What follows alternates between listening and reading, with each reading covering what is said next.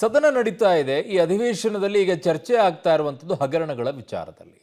ಮುಖ್ಯಮಂತ್ರಿಗಳ ಮೇಲೆ ಮುಗಿಬೀಳ್ತಾ ಇದೆ ಬಿಜೆಪಿ. ಸಿದ್ದರಾಮಯ್ಯ ಹಗರಣ ವಾರೀಗ ಶುರುವಾಗಿದೆ ವಿಧಾನಸಭೆಯಲ್ಲಿ. ಬಿಜೆಪಿ ಕಾಲದಲ್ಲಿ 21 ಹಗರಣ ಆಗಿದೆ ಅಂತ ಮುಖ್ಯಮಂತ್ರಿಗಳು ಹೇಳಿದ್ದಾರೆ. ವಿಧಾನಸಭೆಯಲ್ಲಿ ಆರೋಪಿಸಿ ಪ್ರಸ್ತಾಪವನ್ನ ಮಾಡಿದ್ದಾರೆ ಸಿಎಂ ಸಿದ್ದರಾಮಯ್ಯನವರು.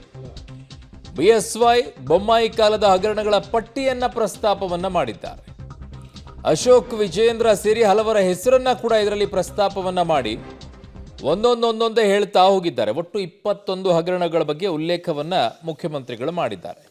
ಯಾವ್ಯಾವ ಹಗರಣಗಳು ಅನ್ನುವಂಥದ್ದನ್ನು ಕೂಡ ನಿಮ್ಮ ಮುಂದೆ ಇಡ್ತಾ ಹೋಗ್ತೀವಿ. ಮುಖ್ಯಮಂತ್ರಿಗಳು ಪ್ರಸ್ತಾಪ ಮಾಡಿರುವ 21 ಹಗರಣಗಳ ಬಗ್ಗೆ ಒಂದೊಂದಾಗಿ ಹೇಳ್ತಾ ಹೋಗ್ತೀವಿ.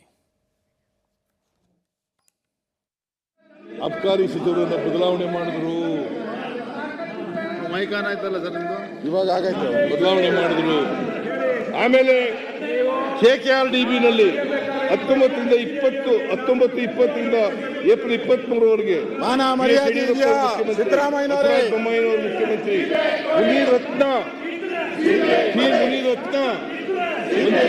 ಮಿನಿಸ್ಟರ್, 200 ಕೋಟಿಗೂ ಹೆಚ್ಚು.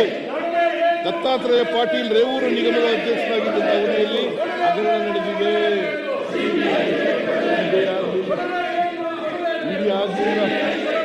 ಇಡಿ ಆಗಲಿಲ್ಲ. ಕಂದಾಯ ಇಲಾಖೆ ಹಗರಣ 19-20 ಏಪ್ರಿಲ್ 23 BS ಯಡಿಯೂರಪ್ಪ ಮುಖ್ಯಮಂತ್ರಿ, ಬಸವರಾಜ ಬೊಮ್ಮಾಯಿ ಮುಖ್ಯಮಂತ್ರಿ, ಆರ್ ಅಶೋಕ್ ಮಂತ್ರಿ, ಕಂದಾಯ ಮಂತ್ರಿ,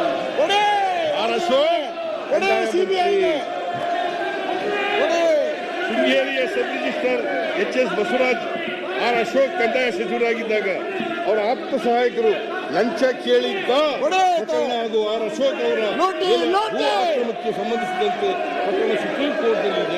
ಪ್ರಕರಣ ಸುಪ್ರೀಂ ಕೋರ್ಟ್ನಲ್ಲಿ ಪೆಂಡಿಂಗ್ ಇದ್ದರೂ ಚುನಾವಣಾ ಅಫಿಡವಿಟ್ನಲ್ಲಿ ಕುರಿತು ಯಾವುದೇ ಮಾಹಿತಿ ಇಲ್ಲ.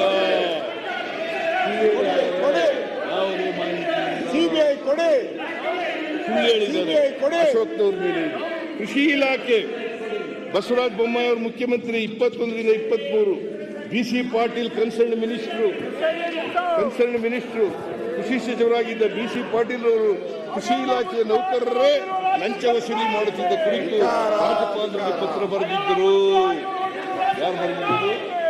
ಕೃಷಿ ಇಲಾಖೆ.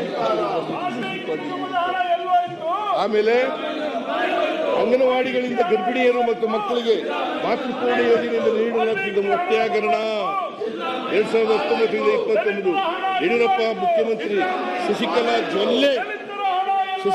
ಜೊಲ್ಲೆ ಕನ್ಸರ್ನ್ ಮಿನಿಸ್ಟರ್, ಗಂಗಾವತಿ ಶಾಸಕರಾಗಿದ್ದ ಪರಿಣಾಮ ಮೂವಳ್ಳಿ ಕೂಡ ಭಾಗಿಯಾಗಿದ್ದರು. KIDB ಹಗರಣ ನನ್ನ ಸಹೋದ್ಯೋಗಿ ಈಗ ಪೊಲಿಟಿಕಲ್ ಬ್ಯೂರೋಯಿಂದ ಸುಖೇಶ್ ನನ್ನ ಸಂಪರ್ಕಕ್ಕೆ ಸಿಗ್ತಾ ಇದ್ದಾರೆ. ಸುಖೇಶ್, ಸದನದ ಒಳಗಡೆಗೆ ಈಗ ಹಗರಣಗಳ ವಾರ್ ಶುರುವಾಗಿದೆಯಾ ಅಂತ?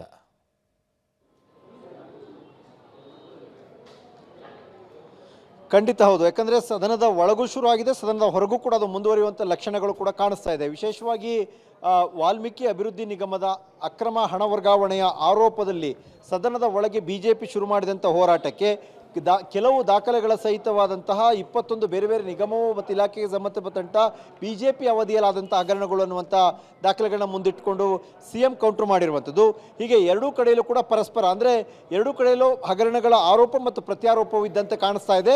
ಜೊತೆಗೆ ಸದನದ ಒಳಗಿನ ಜೊತೆಗೆ ಹೊರಗಡೆ ತನಿಖೆಯ ಪಟ್ಟಿಡಿದಂಥ ವಿಚಾರದಲ್ಲಿ ನಾವು ಕೂಡ ತನಿಖೆಯನ್ನು ಮಾಡ್ತೀವಿ ಅನ್ನುವಂಥ ಕೌಂಟರ್ನ ಕಾಂಗ್ರೆಸ್ ನಾಯಕರುಗಳು ಶುರು ಮಾಡಿದಂತೆ ಕಾಣಿಸ್ತಾ ಇದೆ. ಇದು ಎರಡೂ ಕಡೆಯ ತನಿಖೆಯ ಇನ್ನೊಂದು ಸ್ವರೂಪವನ್ನು ಪಡೆಯುವಂತಹ ಲಕ್ಷಣಗಳು ಕೂಡ ಹೆಚ್ಚಿದೆ. ಅರುಣ್. ಓಕೆ ಸುಖೇಶ್, ನಿಮ್ಮೆಲ್ಲ ಮಾಹಿತಿಗೆ ಧನ್ಯವಾದಗಳು. ಇದು ಮುಖ್ಯಮಂತ್ರಿಗಳು ಇವತ್ತು 21 ಹಗರಣಗಳನ್ನು ಪ್ರಸ್ತಾಪವನ್ನ ಮಾಡಿದ್ರು. ಬಟ್ ರಾಜ್ಯದ ಮುಖ್ಯಮಂತ್ರಿಗಳಾಗಿ ಹಗರಣಗಳನ್ನು ಪ್ರಸ್ತಾಪ ಮಾಡೋದಲ್ಲ, ತನಿಖೆಯನ್ನು ಮಾಡಿಸಿದಿರಾ ಈ ವಿಚಾರದಲ್ಲಿ? ಎಷ್ಟು ಜನನ ಒಳಗಡೆಗೆ ಹಾಕ್ಸಿದ್ದೀರಾ? ಹಗರಣಗಳನ್ನು ಪ್ರಸ್ತಾಪ ಮಾಡ್ತಾ ಇದ್ದೀರಾ? ನಿಮಗೆಲ್ಲ ಹಗರಣಗಳು ಗೊತ್ತಿದ್ರೂ ಕೂಡ ನೀವು ಮೌನಕ್ಕೆ ವಹಿಸಿದ್ದೀರಾ?